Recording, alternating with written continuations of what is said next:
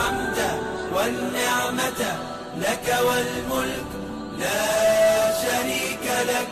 لبيك اللهم لبيك لبيك لا شريك لك لبيك إن الحمد والنعمة وهو للحمد أهل ونشكره وهو على كل شيء قدير.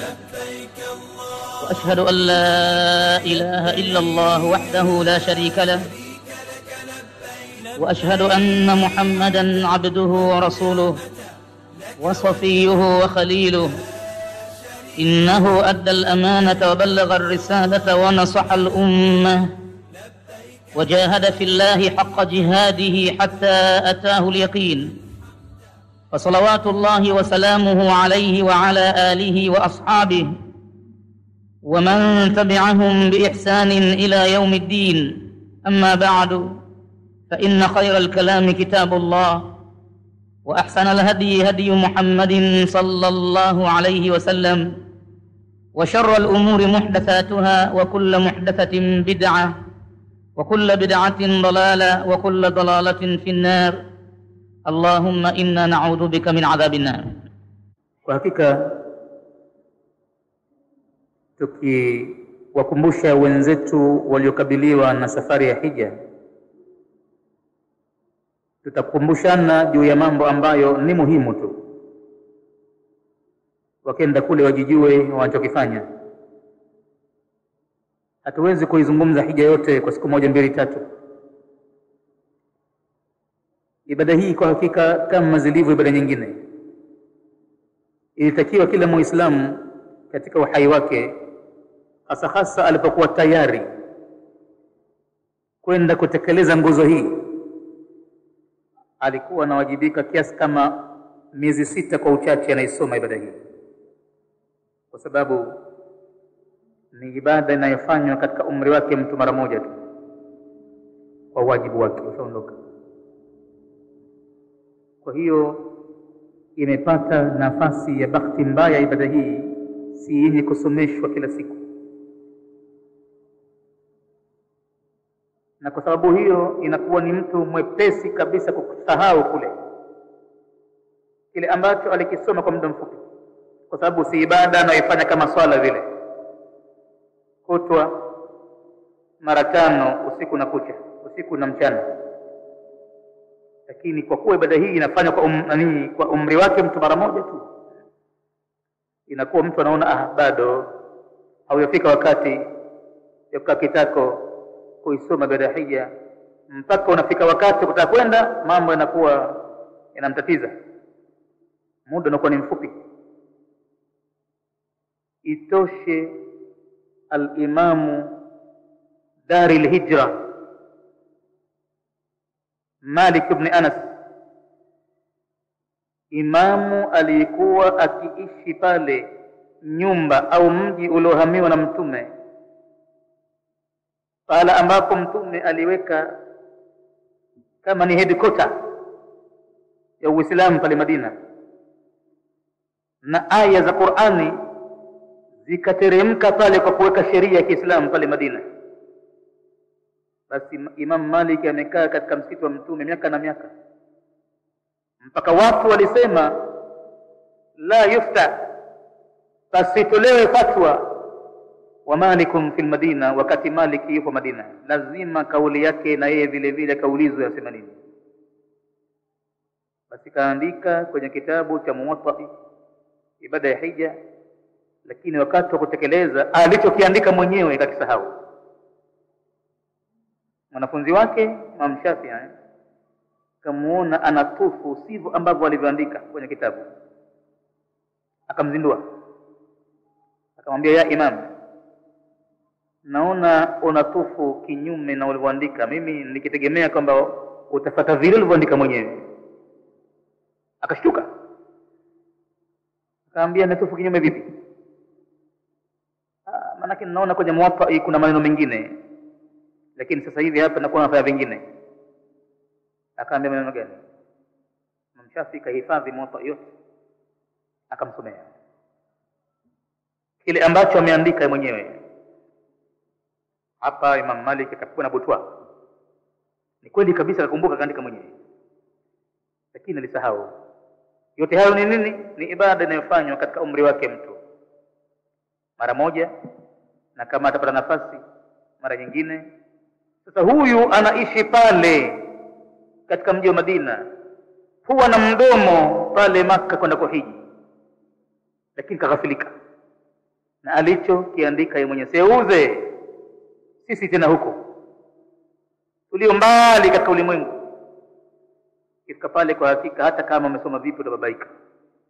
Binafsi watu utakaowaona, macho yako hayajawahi hata mara moja kuona watu wengi kiasi kama hicho katika pala pamoja, labda katika sinema, katika television, kwenye kanda ya video, lakini hivi live, kwa hakika mtu babaika sana hapo. Yatakutoka yote uliyosoma. Moja ni hilo. Jingine ni kwamba ile vurumai iliyoko pale itakusahaulisha kila kitu, na siku zote ulikuwa unasikia tu kuna al-Kaaba, kuna al-Kaaba. Sasa Mwenyezi Mungu aje akupeleke pahala pale, unaiona hivi live. Hii ndio al-Kaaba yenyewe iliyotajwa kwenye Qur'ani kwamba inna awwala baitin wudi'a lin-nasi lalladhi bi Bakkah mubarakan wa hudan lil'alamin fihi ayatun bayyinatun maqamu Ibrahim wa man dakhalahu kana amina walillahi 'ala an-nasi hajjul bait man istata'a ilayhi sabila. Siku zote ulikuwa ukisikia tu, lakini kumbe al-Kaaba yenyewe ndio hii, na nishafika hapa leo. Na ndiko nikisikia kwamba hapa pahala hapakauki binadamu hapa, kila wakati yupo anatufu katika Kaaba. Sasa Mwenyezi Mungu atakuonyesha ule umma unavozunguka nyumba ya Mwenyezi Mungu. Wewe mwenyewe utapigwa na butwa, utashangaa. Na aliyekuwa mwepesi hataweza kufanya kitu hapo isipokuwa ataangua machozi aliye tu, na mwingine ataogopa hata kukanyaga pale groundini kwenye Kaaba. Atajiona kwamba labda hatovuka tena pale, atakufa tu pale pale. Hii ndio iliyotufanya tuache kidogo basi tafsiri, tuzungumze na ndugu zetu, kuwakumbusha mawili matatu yaliyokuwa muhimu.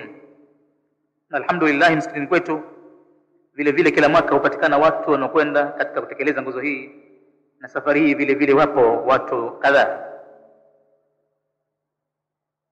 Na katika darasa tulioifanya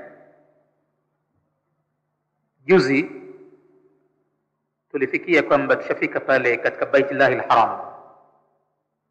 Mahujaji wako pale, wameshaingia kwa ajili ya tawafu al-qudumi, washahirimia wanakotoka katika vituo, na watu wanaotokea Madina, ambapo watu wengi kila mwaka wa Unguja wanakwenda kwanza ziara ya Madina na baadaye ndo wanaingia Makka. Wengine watu duniani hupendelea kufanya ibada ya hija kwanza wamalize, alafu ndo huenda ziara kule Madina.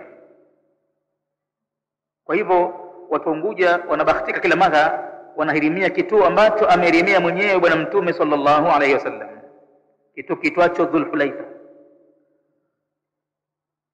Wakishafika Baitullahil Haram, jambo la mwanzo kabisa baada ya kwisha kupata kituo kwenye hoteli na kujijua mtu hoteli iko wapi na amepata chumba gani na anakaa na nani katika chumba hicho, basi kwa hakika jambo la haraka afanye kwenda kutufu al-Kaaba tawafu al-qudum. Na wala asiseme kwamba nitatufu kesho, wala asiseme kwamba baadaye kidogo, nimechoka sana. Itakiwavyo ukiingia mji huu, heshima yake ni kwenda kutufu al-Kaaba. Ndio kiamkio chake msikiti huo. Misikiti mingine duniani ukiingia basi kuna tahiyatul masjid, kiamkio chake ni rakaa mbili ziitwazo tahiyatul masjid. Mtume akasema sallallahu alayhi wasallam, idha dakhala ahadukumul masjida fala yajlis,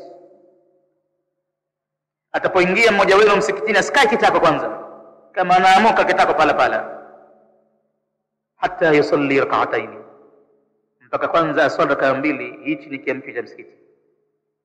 Lakini katika Kaaba tahiyatul masjid yake ni sab'atu ashwatin, ni mizunguko 7 ya tawafu al-qudumi.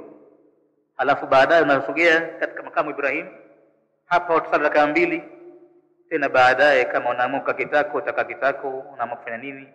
Na hakukuwa na ibada yoyote iliyokuwa kijulikana ghaira kwamba watu wanakwenda pale kwa ajili ya hija, ndio kitu ambacho kijulikana mpaka anakwenda Mtume Mwenyezi Mungu katika hija al-wadai. Masahaba wote kwa hakika hawakuwa wakijua kwamba kuna hija ya kuhiji kama vile ifrad au qirani au tamattu'i. Hakuna mtu aliyekuwa akijua jambo lote. Al-halaiki ulisema kila mmoja moyoni mwake, leo na mimi siiwachi fursa hii nikaipate hija lohiji Mtume mwenyewe, nikaone kila lilokuwa la fardhi, lilokuwa la sunna, lilokuwa linatengua hija, lilokuwa nafanya hija kwa ni mabrur, nikaone kwa macho yangu.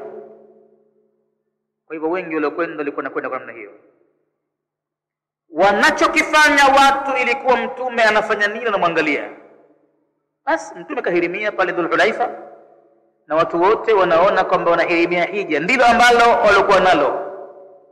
Kila mmoja labbaik Allahumma bihajjin, nimekuitika Mwenyezi Mungu kwa ibada ya hija.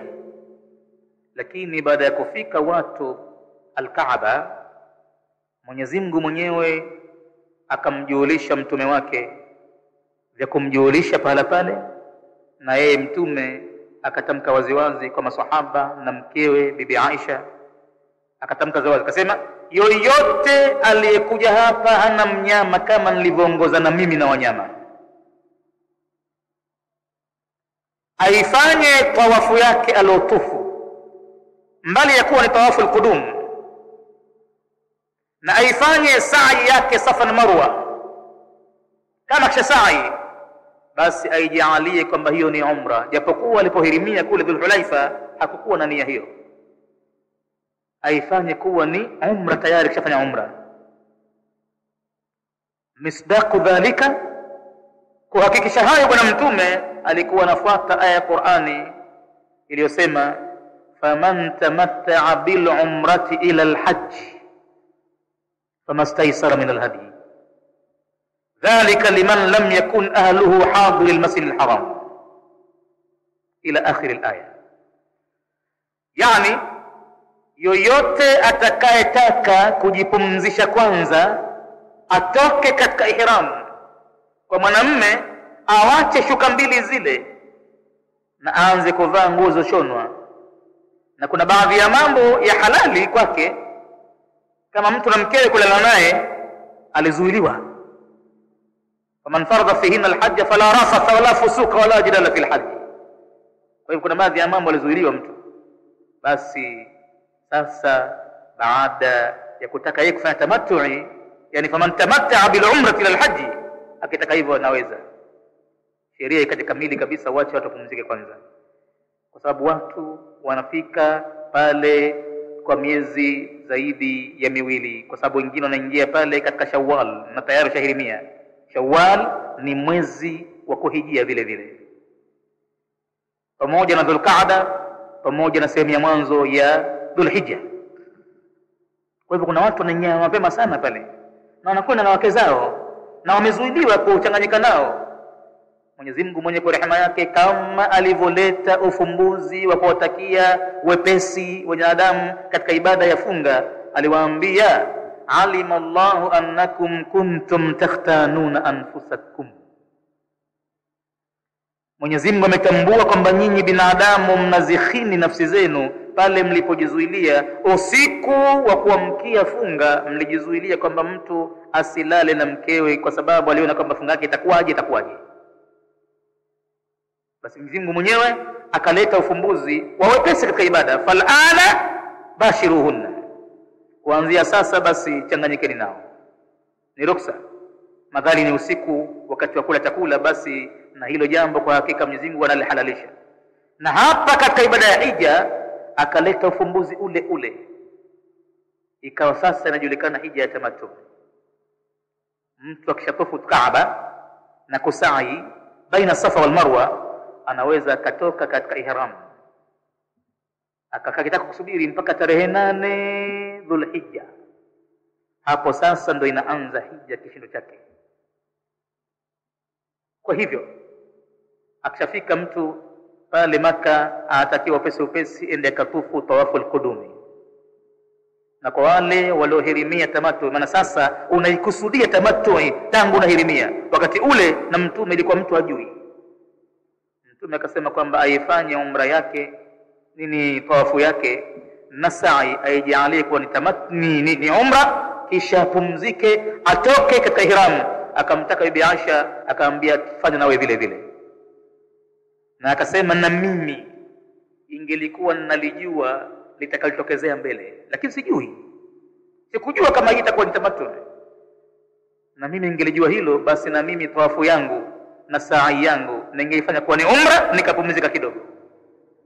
Lakini nishaongozana na wanyama tokea mtokako na nishamtuma Ali bin Abi Talib akanitafutia wanyama mpaka Yemen, aniletee hapa kwa ajili ya kuchinja.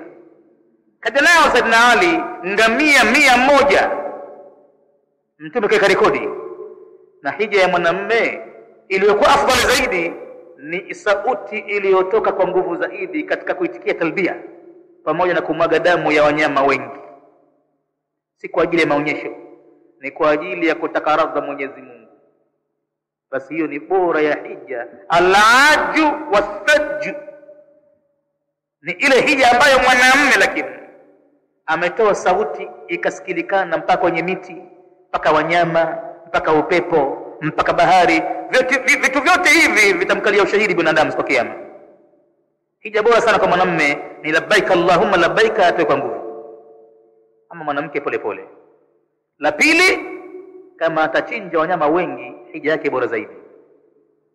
Mtume kachinja ngamia 63 kwa mkono wake mwenyewe katika wale 100. Mabega yote akawa hafanyi kazi, akamwambia Ali bin Abi Talib nimalizie kilichobaki. Akachinja ngamia sawa sawa na umri wake, miaka 63 ndio alofikia mtume. Kwa hivyo ukishafika al-Kaaba, jambo lako la mwanzo ni kwenda kutufu. Usisahau, asije akakuzaini mtu akakwambia kwamba umechoka sana, pumzika, ngoja mpaka kesho tutaenda kutufu. Kwa hakika anakuletea mambo ya ubilisi.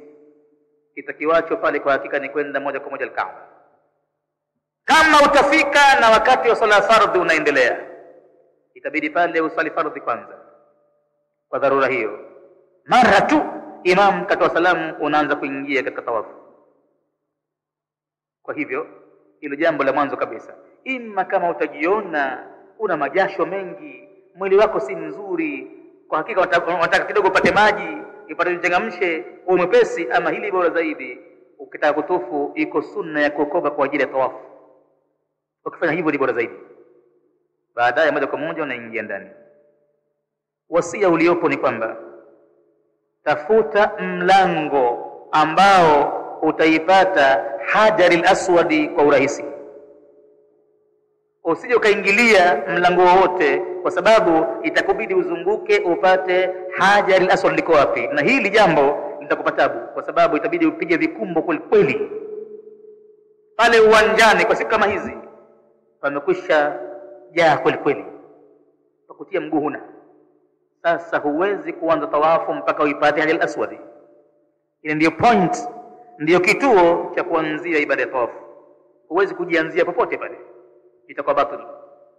Kwa hivyo mlango siku za nyuma ukiitwa babu salami, sasa hivi nadhani uko nambari 7, na milango yote ya Kaaba ina nambari. Kwa hivyo mlango huu ukiingia unateremkia moja kwa moja sawa sawa na Hajar Aswad, na watu wengi hutaka mlango huu. Ukiteremka pale kwa hakika unakuta sawa sawa na jiwe jeusi, unakwenda kujisajili. Sasa umeweza kufika mpaka chini ya jiwe, kama utalibusu kwa mdomo wako jiwe lile, jambo kubwa sana hilo, ni sunna ya mtume kafanya hivyo. Lakini hilo jambo ni muhali kwa sasa hivi kupata nafasi mpaka kufanya hivyo, kwa sababu ya umma uliopo sasa. Zogo liliopo katika Hajar Aswadi limezidishwa na watu wasioisoma ibada ya hija, wanakwenda kufanya vurumai pale ilikuwa haina msingi. Usije na wewe vile vile ukaingia ushabiki ukaenda kufanya vurumai pale. lolote utakalolifanya kumudhi mwenye kuhiji litakupatisha dhambi kubwa sana. Mwenye kuhiji umchukulie katika hali ya utukufu mkubwa. Unahisi kama kakukanyaga, basi wewe ndo unaomba radhi kama kwamba wewe ndo unamkanyaga mtu. Usingojee hata yeye akanahangaika, wewe ndo unamfuatia. Ili nini? Unajipendekeza kwa Mwenyezi Mungu usifanye kosa lolote pale pahala, hasa la kumudhi mwenye kuhiji. Mwenye kuhiji mgeni wa Mwenyezi Mungu, na Mwenyezi Mungu atakubali mgeni wake yeye kufanywa mambo ya maudhi na mkera sana. Kwa hivyo wale mahujaji wanaokwenda pale wanahusudu ile vibiru, wanahusudu kumkanyaga mtu, kisha anajisifu hasa wamempisha wenyewe, wamekaa upande wenyewe. Watu wanakamatana, watu 50 40 hivi, mikaka mitwana ya Nigeria mirefu, wanakwenda kama wimbi la maji. Hawakustahi mwanamke wala nani, sukuma tu, na wenyewe hujisifu kwamba ni wababe. Si wao tu, na watu wengine vile vile kutoka Turki na wengine. Kwa hakika inakuwa ile ilmu ya hija ikupatikana, sasa wanakanyaga, wanadhani kwamba ni ubabe ndio unaofaa pale pahala. Kwa hakika hapafai ubabe pale pahala, pataka unyenyekevu hali ya juu. Kwa hivyo la msingi la muhimu ni kutafuta mlango unaokabili Hajar al-Aswad, kwa sababu upate wepesi kwenda pale. Na katika Hajar al-Aswad imekuwa kama ni kwenye mkondo baharini, kuna current ya binadamu, kama current inayopatikana kwenye bahari na current inayopatikana katika anga, kwenye msokotano wa hewa na kwenye bahari. Basi na pale al-Aswad uko msokotano huo. Msokotano wa nini? Kile ni kituo cha kuanzia tawafu, na hicho ni kituo cha kuaga pale katika Kaaba. Huwezi kujiondokea pale, unakuwa huna adabu mpaka upate al-Aswad uwage bismillah Allahu akbar, unaaga namna kama hiyo na mikono yako unanyosha pale, kama huwezi kufika mwenyewe. Ukiweza kufika basi utafika, lakini wafika usipige mtu, usimpige mtu.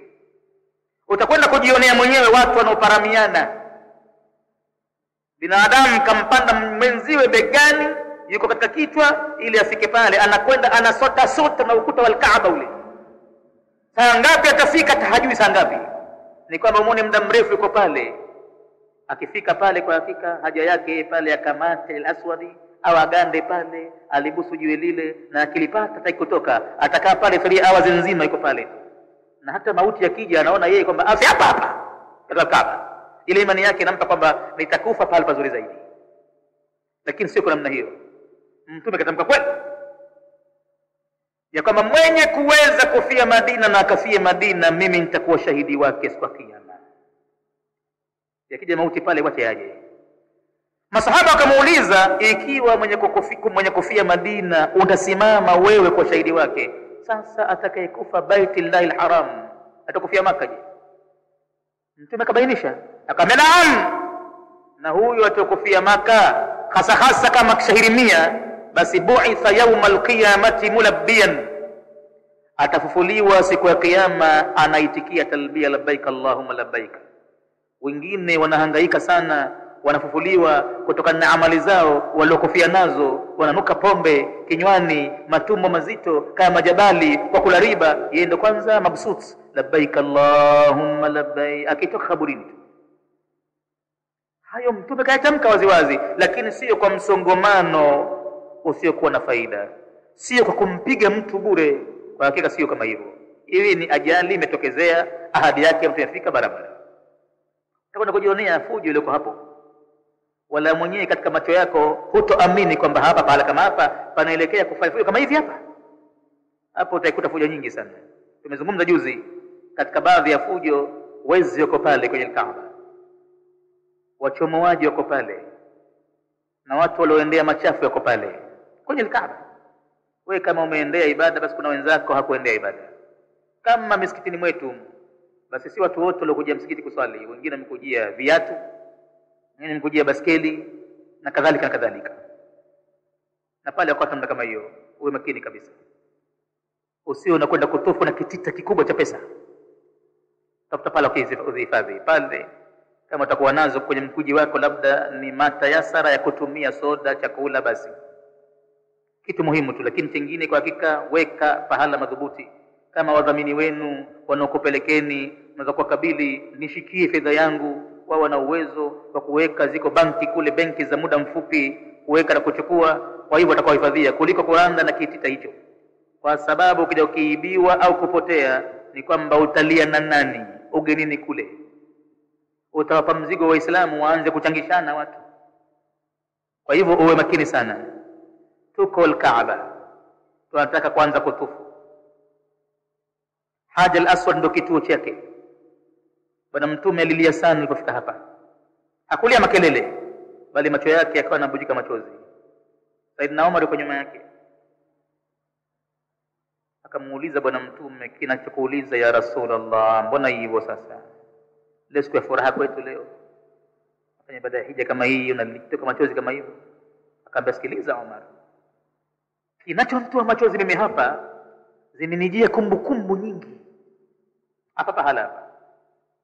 Kumbukumbu hizo ni kwamba mimi kabla ya kupewa utume kiasi cha miaka 5, basi hapa pahala wazee wangu wa Makoreshi hawa walitaka kugombana wauane kuhusu Hajar al-Aswad, ili nani apate heshima ya kuliweka pahala pake. Walipoifanyia al-Kaaba marekebisho, wakaifanya tena madhubuti, baada ya kuchakaa sana kuta zake, wakaifanya jengo kuwa zuri, nyumba ya Mwenyezi Mungu. Baada ya kushindana sana katika hoja, ikapasi kwamba itengeneze. Walipoitengeneza nyumba, ikabaki kuna kitu, jiwe hili nani apewe heshima na hadhi na utukufu, kwamba yeye kabila lake ndio liloweka jiwe hili pale pake. Na katika vitu vyote vya Kaaba ni vigeni isipokuwa jiwe hili, tangu Nabii Ibrahim alipoliweka liko pale au kabla yake yeye, na wala halina uhusiano na Mwenyezi Mungu, kwamba labda mkono wake labda kitu chake. Hapana, ni jiwe katika ardhi, sehemu ya ardhi tu. Basi Mtume akamwambia, hapa zimenipitia kumbukumbu. Mimi wakati huo wazee wangu hawa wanatakuleka jiwe hili, wakabishana na wakachomole na upanga, hasa hamweki nyinyi, tutaika sisi. Na wengine wasema hamweki nyote, tutaika sisi. Kila kabila lina kumtukufu yeye. Mwisho wake ikawajia rai, akasema, sikilizeni, tumjalie atakayeingia kwenye mlango wa Kaaba. Utaona kuona mlango wa Kaaba multazam unaitwa, utaona ulipo pezi gani, sawa sawa na makamu Ibrahim pale anaposalia mwenyewe kwenye kioo kile, basi imefesi mlango wa Kaaba.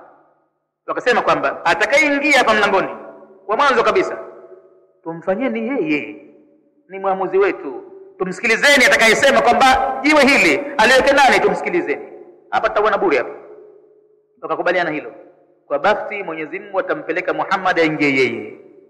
Alipoingia Nabii Muhammad, wote Makureshi wakasema, hapa ndipo radina bisadiqil amin, tumemridhia aliyemkweli tena mwaminifu. Tumeanza kumkabidhi pesa zetu chungu nzima anazo yeye. Wakati huo tume bado kiasi miaka 5 nyuma. Wakati huo Nabii Muhammad ndiye mwenye hazina ya kila mwenye lake katika Makureshi, kazuia yeye. Wamemkosa maadilifu pale, watu wote majambazi, hawana imani. Huwezi kumpa mtu kita chako cha pesa kuwekee, isipokuwa mmoja tu katika zama zile, ni yeye. Alipoingia alimkubali, akawauliza, kwani wazee mnasemaje, mnagombania nini? Akamwambia, hapa bwana, ati wanasema bani fulani heshima hii wapewe wao, na wengine wasema wapewe wao, hapa tunagombania hilo. Akaambia, sikilizeni, wala si la kugombania hili. Mtume akachukua kishali chake, nguo iko begani, akaitandika chini, akamwambia, nipeni mimi jiwe hili. Akampa, akalikamata kwa mkono wake mtukufu, akalikamata katikati ya shuka ile, katika nguo yake. Kisha akamwambia kila kiongozi wa kabila hapa akamate hii nguo, jiwe na chini mimi. Mtume kalizuia jiwe hili katikati pale, akamwambia, nyinyi kamateni nchi ya nguo tu. Watu wazima wale kwa hakika waliingia maji, wakaanza hawataki kuja, hawajui Muhammad anataka kufanya nini. Wakainama, wakashika nguo. Bwana Mtume akakamata jiwe, akamwambia, twendeni. Kila mmoja ameshika jiwe hili, tufanye harambe sasa. Kila mmoja kabeba, twendeni. Wakaenda, Mtume akaleka pala pake pale, akamwambia, je, mmeridhia mkuridhia? Wakasema, naam, huu ndio uamuzi hasa, tungeuana hapa. Na kama kwenye Kaaba sasa hivi angeingia mtu mwingine tungemkataa vile vile. Salama Mwenyezi Mungu amekuleta wewe. Ikawa pale uamuzi umekwisha. bwana mtume kaja kutoka machozi katika Hijjatul Wadaa, anayakumbuka yale. Sasa alifukuzwa mtume pale pahala kwao, mzalia wa pale kafukuzwa, na kufukuzwa kwenyewe ilikuwa auawe akikutikana pahala. Leo hii Mwenyezi Mungu anamkumbusha kwenye Qur'ani, alikumbuka aya katika aya za mwisho kwenye sura Al-Qasas, ilimwambia innal ladhi farada alayka al-Qur'ana laradduka ila maadi, hakika yule aliyekufaridhia Qur'ani hii Muhammad na kuteremshia atakurejesha katika nchi yako uliozaliwa. Nenda sasa hivi, najua uchungu na Maka unaipenda. Mtume aligeukia Maka akamwambia, Maka ninakupenda, laiti kama si watu wako kunifukuza kama hivi singetoka hapa bibi, lakini sasa itabidi nitoke, utakuniua na mtapata amri ya Mwenyezi Mungu nitoke. Basi Mwenyezi Mungu aliteremsha aya hii, innal ladhi farada alayka alqur'ana laraduka ila ma'adin. Basi mtume akatoka machozi pale kwa wingi sana, anayekumbuka yote yale. Alafu baadaye, baada ya fatwa ya Maka, Makoreshi wale wakaingia maji wote wanyonge. Mtume kaingia kifua mbele mwaka wa 8 wa Hijiria, kaingia pale kuiteka Maka, ikawa iko chini ya mikono ya Kiislamu. Baadaye mtume mwaka wa 10 ndo akaja kuhiji, hiyo Hijjatul Wadaa mwaka wa 10, na Maka shaiteka kabisa kutoka mwaka wa 8. Basi pale akamjia mtume ambaye kumbukumbu akatoka machozi pale. Saidna Umar akaleta ombi pale, unaonaje tukishamaliza kutufu tuswali pale makamu Ibrahim? Tumekamjibu, wallahi sijapata amri hiyo Umar, na siwezi kufanya mwenyewe, nisinkakira sinkaulizwa akakwambia nani, tungoje Mwenyezi Mungu mwenyewe. Baada ya muda kiasi cha magharibi hivi ikashuka aya ya Qur'ani, wattakhidhu min maqami Ibrahim musalla, na pafanyeni pale makamu Ibrahim ni pahala pa kuswalia rakaa 2 baada ya tawafu.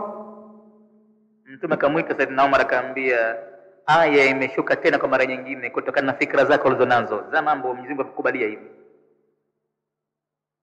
Ikawa Saidina Umar kapata hadhi nyingine pale baada ya hadhi nyingi aliyokuwa nayo.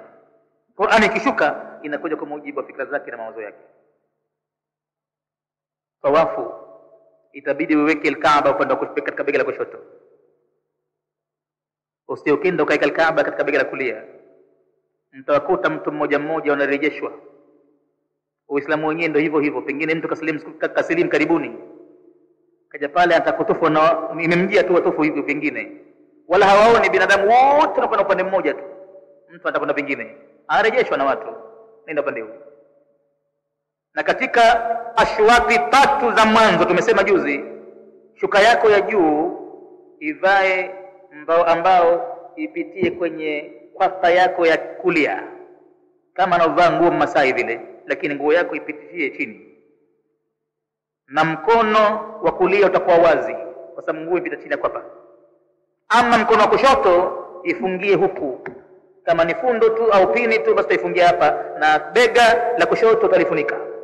Katika round 3 za mwanzo utaanza kwenda. Ama ukizimaliza za mwanzo kwanza kuifungua ile nguo na ukajitanda unavyotaka mwenyewe katika 4 za mwisho. Na wakati wa kutufu tumesema unaweza ukasoma chochote kilichokujia katika mdomo wako, na si lazim uwe na maneno maalum kwenye kila nguzo ya al-Kaaba. Mtu akuta watu wanafanya hivyo kwenye kila pembe, katika pembe 4 za al-Kaaba wanasoma dua yake, na mtawafu kisha wadanganya watu, anapita kitamka yeye na watu wanafuata nyuma. Maulama wengine wasema hapana kuigana, tafuta chako mwenyewe, sio mtu msikia na dhikri yake na ukafuata alichokuwa pale. Hapana, nenda makini kabisa, na wala hakuna haja ya mutawaf katika kutufu, jambo jepesi kabisa kabisa. Si lazima tena ushazoea ile nawaitu sauma ghadi an adai. Kwa hakika ujiamini mwenyewe Muislamu bwana, kutufu kusikushinde. Ifika pale kwa hakika unajua kwamba hii hapa ni Kaaba, chini katika sakafu kuna mchoro mweusi unakuonyesha kwamba hapa ndo mguu wako utaika hapa ili uanze tawafu. Na huku kwenye msikiti huku iko taa ya kijani ya fluorescent inakuakia, inakuonyesha kwamba pameandikwa Hajar al-Aswad, ili usikokosa point ile ukaenda kaanza kutufu popote pale kubaliki. Utaanzia pale, mikono yako yote miwili utaikeza kwenye Hajar al-Aswad useme bismillah wallahu akbar. Kama utaweza kufika pale kubusu haya, huwezi kufika kwa sasa hivi kabisa. Mtume shakuwekea wazi, hakuna haja ya zihamu huko pembeni. Hapo utaje kuona ule mkondo wa bahari uliko pale, utaiona ile current ya binadamu. Wengine washamaliza wanataka kutoka, wanataka kutokea pale, na hao wengine wake wameingia wanataka kuanza pale. Sheti uone pale msukusuku mkubwa mno. Hapa pale pagumu kidogo, watu wote watakuanza pale kiume pale pagumu kweli. Na kuna watu nakwambia tena wamekuja na kazi zao, wanapajua pale hapa msongamano, ndipo wanapojazana na wao vile vile. Wanamvizia mtu pale kumchomolea pesa zake, na wengine hawatoki chini ya wanawake, wanapata ile ladha yao wenyewe, jasho lao kuwagandamiza mili yao, wanapata hivyo kabisa. Kila mmoja na lake kwa hakika. Hapo pahala pagumu kidogo. Utaanza unavuka salama pale pahala, unaanza tawafu zako, na utakisoma chochote kile ulicho nacho. Uzuri kwa mwanamume kukimbilia chini ya Kaaba, uzuri zaidi. Lakini kama utaona msongamano hakuendeki, basi kaa kando vile vile pembeni. Ama mwanamke ataruhusi bora zaidi ende pembeni. Ndivyo walivyoambiwa wakeze Mtume walipokuwa na hiji, wasigandamane huku na vuruma ile, wajitenge wende kulia. Kwa hivyo mwanamke uzuri wake akae mbali kidogo kuliani huko, lakini kila ukiingia ndani huko utakuta msongamano mkubwa zaidi. Lakini kwa mwanamume akikurubia al-Kaaba, kuna wakati fulani inakuwa watu hakuna wengi, basi kwa chini ya al-Kaaba pale ni bora zaidi. Alafu ukitoka katika al-Aswadi, kona inayofuatia inaanzia Hijri Ismail pale, utakuta kuna semi sakali ya ukuta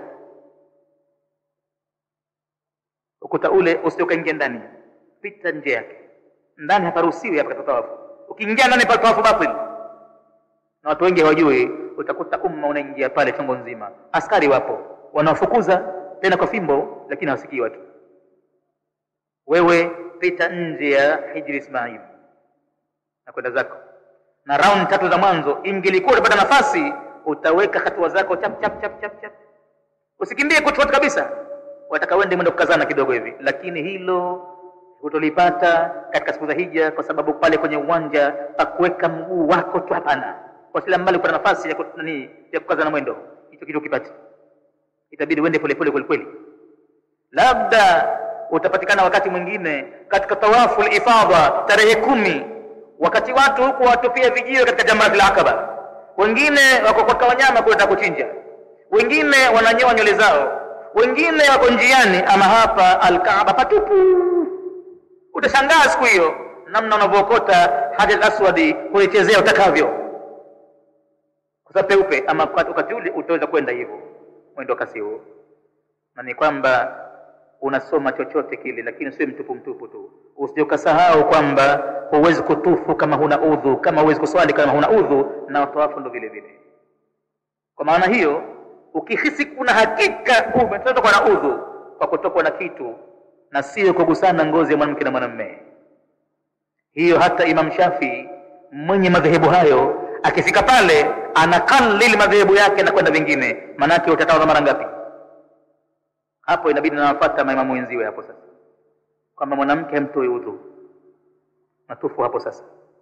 Ukikutoka udhu ukatawadhe, na ukija unaanza upya tawafu kama katika swala. Kama uko katika tahiyatu inshallah umekutoka udhu pale, inabidi uondoke katika swala ukatawadhe, na ukija unaanza kusali upya, na si unajenga swala yako. Isipokuwa labda vikikutokezea vitu vingine ndio utajenga pale swala yako, labda mate mengi kinywani, labda pua zako merukuu, ziko siku maalum. Kuna baadhi ya watu wanatoka damu puani, machininga hivi, basi pale udhu bado ungali nao, unakwenda tu kutema na kujisafisha. Ukija unahesabu, nilikuwa wapi mimi?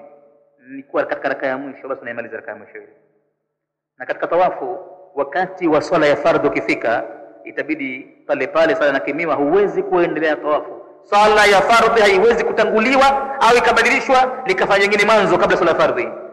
Itabidi pale uache kutufu, utafute nafasi nzuri kabisa ya kujipanga na wenzio katika safu, na uwaepuke wanawake kukaa nao bega kwa bega. Wakati huo ni wakati mtihani kabisa. Mwanamke anasimama popote pale, hata kama ataambiwa na watu na wenzio wale pale, anakuwa mkaidi mwingine. Kwa hivyo wewe mkwepe, Tafuta pale ujiingize kwenye grupu la wanaume, utaswali pale. Na utakapokuwa Maka unaiona Al-Kaaba hii hapa, hakikisha unaposwali kwamba unaifesi Al-Kaaba, hujaipa kidogo upande hivi.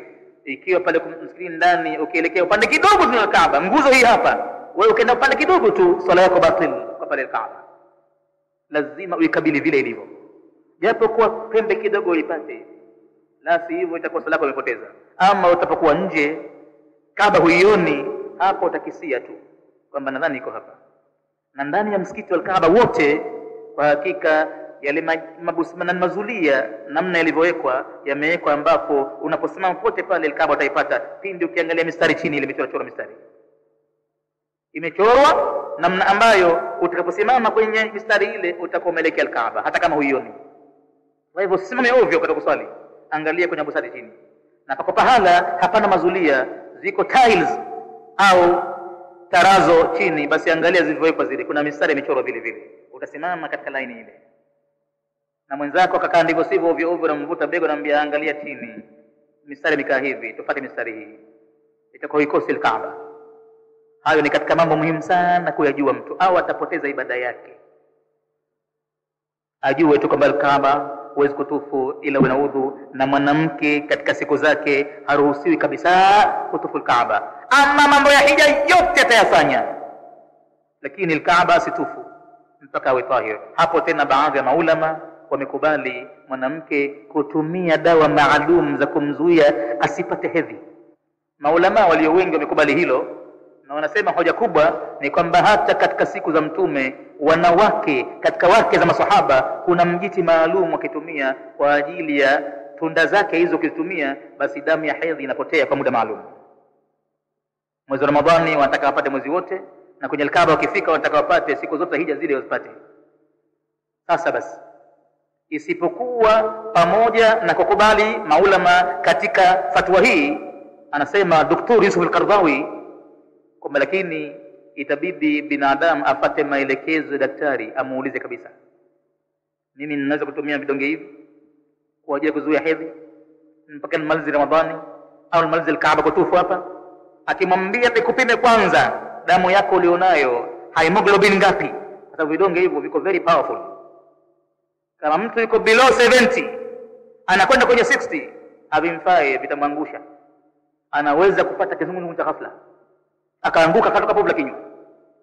Kwa hivyo daktari atakupima akuone unafaa, naam, umtii. Akikwambia kwamba usitumie, basi usitumie.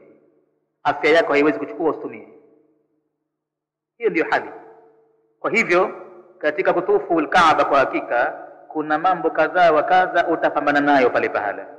Stahimili au utapoteza ibada yako. Kuna fujo za kila aina. Kuna wabebaji wagonjwa na watu wazima wanaokuja na vitanda vile, kwa hakika hawana sumile, wanasukuma tu na wanakwenda kwa kasi kweli kweli ili wamalize wamchukue mwingine. Ni siku zao za uchumi zile kwa hakika. Pato la pale kwa hakika wenyewe wanasema wanatumia mwaka mzima mpaka ije ijayo. Kwa hivyo pale wanasema kama hukuwa mwanamume basi utapata kitu. Sasa mahujaji maskini watu wazima wanarushwa rauni zao zile, hata hawamaliziwi, mbio. Sasa sikwambii tena wale wanaotofu pale, ndo kabisa uwe makini kweli kweli. Maana yake akikupiga kitanda kile kama kitakupata kichwani barabara, na wakati ule kwa hakika kitako lazima kiwe wazi, angalau tukikwambia kwamba uwe na helmet yako pale.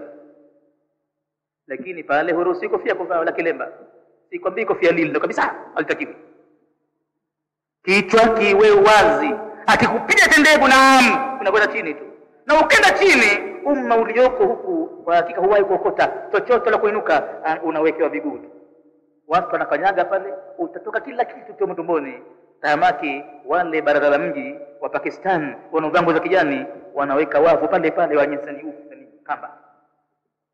Mnaruhusiwa kwamba mstofu kwanza. Ho. Tahamaki mnasimama kwanza kidogo. Au mnakaa pembeni huko, pale pana bwadeki, pashakuwa na kinyesi chini, pana damu chini, pana kila mikojo chini. Kwa hakika utakufa mtu. Manake ukianguka basi ni hatari kwa kweli katika hatari za pale katika afu ni hizo. Uwe makini kweli kweli. wakati wale wenye vitanda wanakuja nyuma yako, wapishe mbali kabisa, kwa sababu akikusukuma hatari. Au wakati mwingine anakupiga ambapo unatoka damu nyingi na unavuja damu, na kutoka damu mtu baki halimia, ni makosa. Kwa dharura hiyo itabidi mpate mnyama mchinje baadaye kabisa. Kwa hivyo hutakiwi kabisa kupata ajali. Kila wakati makini tu, unachunga uzuri tu. Hapa pahala tunapozungumza sasa, paangalie vizuri, yani uwe mstahimilifu sana pale kwenye Kaaba. Kuna kila aina ya vituko viko pale kwa hakika. Kama ni mtu mwenye kawaida kwa hama kipesi kidogo, hapa uteremshe chini kwa kukumbuka tu kidogo, wakati tunafanya tawafu kwa ajili ya umra mwezi wa Ramadhani, na mwenzangu Sheikh Saleh Zagar, Saleh mtu mzima, vile vibiru kidogo vilimpatabu, na wakati ule alikuwa ndo kwanza anatoka kwenye ugonjwa mkubwa, hana balance nzuri, ikabidi akamate mabega yangu, ikawa namchukua namkokota. Siku na Mpakistani mmoja ataona hii ndo gari yenyewe kuchukua mtu abiria, kamuona anafaidi yule, akaja na yeye sasa kaweka mabega yake mikono katika mabega yangu mimi. Sasa kama nachukua wawili. Sale sikufahamu wapi nimemtupa, lakini kanambia huyo alokamata mabega sasa hivi usifikiri mimi hivyo, kuna mtu mwingine huyo. Nikamwambia mwacha endelee, pengine mimi nitakuwa ninamsaidia, mwacha endelee. Kwa hivyo nazunguka naye Mpakistani yule, kashika mabega yangu tu, nakwenda naye. Vitu kama hivi unaweza kupambana navyo, ustahimili sana kabisa kabisa. Tawafu ukishamaliza mizunguko 7, na katika mizunguko 7 unaweza kutokezea kabisa kusahau mingapi ushaipata, na utaanza kuhesabu mzunguko wa mwanzo ukifika kwenye Hajar al-Aswad 1, na kabla ya kufika kwenye Hajar al-Aswad, nguzo ya nyuma yake inaitwa Ruknul Yamani. Ile nguzo ile, kama kuna nafasi ya kuweza kuikamata bila ya kubusu, lakini nguzo wala mkono wako, kama iko nafasi hiyo, basi utaikamata, na kwenye nguzo ile unasoma rabbana atina fid dunya hasana wa fil akhirati hasana wa qina adhaban nar. Ndio kitu ambacho mtume kakitamka waziwazi, kitu maalum ni hicho. Lakini kwenye tawafu zima ya Kaaba unasoma utakacho mwenyewe, ikiwa dhikra subhanallah, ikiwa ni Qur'ani, ikiwa istighfari, umeruhusiwa kabisa kusoma utakacho. Na kwenye tawafu, ingawa ni kama swala, lakini unaruhusiwa vile vile kusema neno la kidunia ambalo si la matusi wala kumsema mtu. Imetokezea kwa mfano ushasahau rauni ngapi, mwenzako yuko babuni hapa, mko pamoja, sasa unamuuliza shakwenda ngapi, atakwambia kwamba ni 5 shakwenda, sasa tunakwenda 6 sasa. Hivyo ni sasa hivi naona kama tuko kwanza ya pili, na hilo jambo la kusahau mizunguko ndo kabisa liko mbele. Vurumai iliyopo Kaaba, utasahau kila kitu.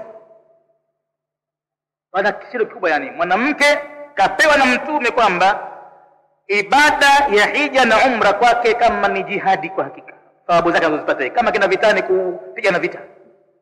Ni kweli jihadi, hata kwako mwanamume utajionea jihadi.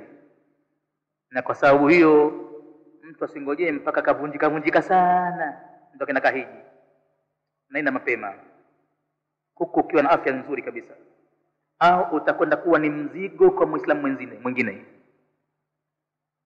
Na habari ya kumwambia mtu kwa hakika mzee wangu huyu, mzee wenu huyu, kwa hivyo mwenae pamoja, mchukueni, msaidieni, ujijue tu kwamba unampa mtu mzigo mkubwa. Yeye mwenyewe nafsi yake kwa hakika na hilaki kubwa, sikwambii tena akili yake, yule mzee yuko wapi, yule mzee yuko wapi, kadari kubwa hiyo. Jambo jingine, kama mmeingia kikundi na hamtopenda mtengane au mpoteane, basi mkiingia msikitini Maka, kabla ya kuanza tawafu, angalieni pahala gani pazuri zaidi. Mkimaliza tawafu mtakutana, milango ina nambari. Mnaweza mkasema kwamba akimaliza mtu tawafu na kusali makamu Ibrahim, basi kabla hatujenda kwenye maji ya Zamzam, basi tukutane pale fulani, hapo kidogo itakuwa salama. Au kama si hivyo hamtojuana mko wapi kabisa. pale mnaanza vizuri, lakini nakwambia ukitoka kwenye al-aswad pale mshapoteana, kwa sababu kuna mwingine atakuwa mwepesi kutoka pale, kuna mwingine hatoki pale kwa muda wa saa nzima, yuko pale tu hajapata njia kupita bado, jinsi ya ilivyokuwa ngumu sana. Kwa hivyo utamwacha pale mwenzako pale, mtaanza utafutana, humoni kabisa. Lakini mapema mnaweka kituo chenu kwamba tukimaliza ni pala fulani. Tulifanya hivyo na Sheikh Saleh, tukapoteana kweli kweli. Nikakaa pahala papo, tumeagana tungojane. Tamaki ninamuona mtu mzima anakuja, kesha nyongonyea, amekwisha sawijika, kakunda. Namwambia tukipata nafasi tukatufu nyingine hapa za sunna. Ananiambia ila hilo, mimi hapa labda ningoje tawafu alwidai ya kuaga tukenda zetu, lakini mimi kwa kuchezea pale uwanjani tena la. Na mwezi wa Ramadhani al-Kaaba kuliko hija yoyote ile inakuwa ndio siku hasa za watu kuminika pale. Kwa hakika ilibidi Sudaisi siku moja katika qiyamul laili, imma ilikuwa tarawehe, basi kwa hakika ilibidi atoe tangazo chini pale al-Kaaba kabla kufunga swala, jamani oneaneni huruma, sasa msikiti ushakuwa hali mbaya, walioko nje hivi sasa ninawaomba wasiingie tena, wasali nje huko, na mlioko ndani peaneni nafasi, kila mmoja mpe mtake nafasi, sipieni visubudi, msikanyagane. Wakati huo kwenye al-Kaaba wanakufa watu, kaanguka huyu, huku unajisabu na mimi nitaanguka sasa hivi. Kwa namna ulivyokamatwa pale pahala, unasema nimekuja kufanya nini mimi huko katika chini? Ningekaa kule juu varanda rufa pili kasali, kwa nini nikaja chini kwenye chini al-Kaaba? Wei, hatari kubwa. Unaswali swala ambayo khushu yake inatabu sana, khushu ukimbinywa kila pahala. Ilibidi Sudaisi wakati ule atoe tangazo kwanza, ndio kidogo ikawa afadhali. Na hiyo ilikuwa ni Ijumaa ya mwisho ya mwezi wa Ramadhani. Ina kazi kubwa siku ile. Kwa hakika kila aliyoko Maka na kila aliyoko duniani na uwezo lazima aipate Ijumaa ya mwisho za mwezi wa Ramadhani. Basi hapo kitu kikubwa sana kwa kuingia msikitini, baadaye utajishauri kwamba nimekuja kufanya nini ndani mimi. Nikisali juu huko mimi, nje barabarani unajishauri kwamba kuingia rahisi, unakwenda tu, lakini baada ya kusali sasa kutoka sasa itakuchukua masaa chombo nzima. Kwa hakika ukishamaliza tawafu mizunguko 7 utajivuta makamu Ibrahim kusali, na kama hakuna nafasi makamu Ibrahim, msikiti mzima ni makamu Ibrahim, hakuna haja ya ugomvi. Wanawake wametengewa sehemu yao, imewekewa uzio wa kamba hivi, asiingie mtu yote nyuma ya wanaume pale, lakini hawajui heshima ya pale wanawake. Baadili ya uzio ule wanaokiuka wanakwenda kwenye vurugu za wanaume. Ujishtukie wewe, hujui saa ngapi kishakuwa mbele yako wanasali pale kisino kurukuu mbele yako au chini wao hivi. Bwana mama we hajjat kule hata kumwambia. Kwa hakika popote pale ni makamu Ibrahim.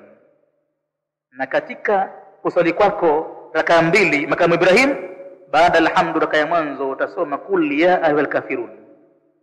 Mtume kasoma hivyo. Na rakaa ya pili baada alhamdu al-ikhlas kul huwallahu ahad. Ndio Mtume soma hizo baada ya tawaf. Baada ya hapo utaomba dua zako pale huku umeelekea kwenye mlango wa Kaaba. Kama kuna mtu kwa hakika hapa anataka kumwagizia mtu kitu anakwenda Maka, amwambie la tansana ya ukhayya min duaika, usitusahau ewe ndugu yetu katika dua zako tutakazozomba, tutie na sisi.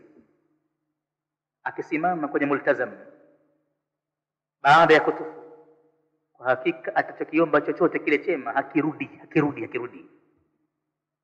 Mtume wa Mwenyezi Mungu wakati anaagwa na Saidina Umar anafanya umra, alimwambia la tansana ya ukhayya min duaika, usitusahau ndugu katika dua zako, huko akijua Mtume kwamba atachokiomba mtu pale kwa hakika kimekuja tu moja kwa moja.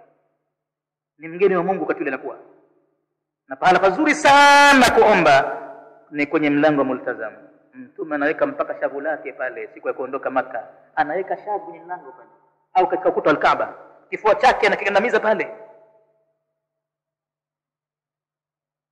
Kwa hakika mtu atakumagizia, mwambie usinisahau katika dua zako, chochote wewe si muhimu kwako, dua zake pale. kama atakutaja kwa jina pale, kama atakuombea, lakini kwa hakika mwambie anakuahidi kwamba usinisahau kwa dua zako pale. Basi hilo muhimu sana hilo. Baada ya pale tuteremka katika kisima chini kule kwa ajili ya maji ya Zamzam. Ni sunna kuyanywa maji yale, na wakati wa kunywa maji yale, ma'u Zamzam lima shuriba lahu, maji ya Zamzam ni kwa nia iliyokusudiwa. Mtume anasema hivyo, aliyekusudia kwamba ana njaa anakunywa maji yale apate kushiba, naam, atashiba. Akikusudia mtu kwa ajili ya maradhi alionayo, basi maradhi yale Mwenyezi Mungu atayaondosha. Akikusudia kwa ajili ya ufakiri alionao, Mwenyezi Mungu atamsaidia kwa fakiri ule. Na kuna dua uombe, lakini ya Mtume aliyoiomba wakati anakunywa maji Zamzam, alikuwa kiomba Mtume, Allahumma inni as'aluka ilman nafi'a wa rizqan wasi'a wa amalan mutakabbala wa shifaa'an min kulli da'in. Mtume aliomba vitu hivi, dua ambayo alikuwa Mtume haiwachi baada ya sala alfajiri, lazima iombe. Na anapokunywa maji ya Zamzam anaomba dua hiyo. Kwa hakika kuomba dua ambazo kaomba Mtume ni bora zaidi uzifuate hizo kabla nyingine, kwa sababu hazijakubakishia chochote kile. Utaomba dua hiyo, na anasema Mtume makafiri wanakunywa maji haya kwa stihizai tu, hawanya wakashiba, anaonja kidogo tu hivi. Sisi twende kinyume nao, kunywa maji mpaka one tumbo linalia gidi, kunywa barabara maji yale. Yana faida kubwa kwako wewe, na yana mambo ya ajabu. Kadiri utakapokunywa maji ya Zamzam, huoni haja ya kwenda chooni mara kwa mara. Wapi anakwenda katika mwili hajulikani, maji yale kadri utakapokunywa. Tayeb, baada ya hapo sasa utaelekea Hajar al-Aswad, ukaage bismillah wallahu akbar. Unakuja zako sehemu hii ulioingilia hii katika usawa wa Hajar al-Aswad, ni sehemu hiyo ulioko mlima wa Safa. Sasa unakwenda kusa'i baina Safa na Marwa, na juu kumeandikwa Safa hapo pahala. Tuna sikupotea, kumeandikwa hapa. Utapanda juu kidogo ili kukabili mlima Safa. Sasa hivi umechongwa sana, hapo mwanzo ulikuwa mlima kweli. Utakabili, utaendelea juu kidogo mpaka ukigeuka kwenye Kaaba, huku unaiona ile al-Kaaba iko chini kidogo, maana kurumba na juu. Simama uelekee Kaaba sasa, kisha unasoma inna Safa wal Marwa, huku unapanda unasoma aya hii katika sura al-Kaaba, katika sura al-Baqara, inna Safa wal Marwa min sha'airillah faman hajja al-bayta aw i'tamara fala junaha alayhi an yatawafa bihima wa man tatawwa khairan fa inna Allaha shakirun alim. Unaisoma aya hii, kisha baada yake unafanya dhikri pale kama unavyotaja dhikri hizo katika dhikri za Idi kama zile, mpaka kufikia kwamba wahazama al-ahzaba wahda. Pale utaomba dua zako pale, utafanya kama hivyo mara 3, kisha baadaye utateremka chini uende katika Marwa. Safa utatoka, na katika kwenda katika Safa na Marwa, kwa hakika mna maalama maalum umechorewa mcharo, taa za kijani na kuonesha kwamba hapa kidogo utachapua mwendo, uende mwendo chapchapa kama nafasi hiyo ipo. Kwa akiba tu, ukiona chini hapa kanyagiki, watu wanakufa ovyo, basi Safa na Marwa iko nafasi nyingine juu, utapanda juu, iko eneo jingine. Na kama hapo vile vile pagumu, panda juu tena. Na milima Safa na Marwa ukichungulia katika sehemu ina kama square hivi, kishimo ukichungulia ni ile unaona. Kwa hivyo hiyo maeneo yamewekwa makusudi sasa hivi kwa ajili ya kupunguza msongamano. Ukiona pahala kwamba hapaendeki, basi labbaik Allahumma labbaik.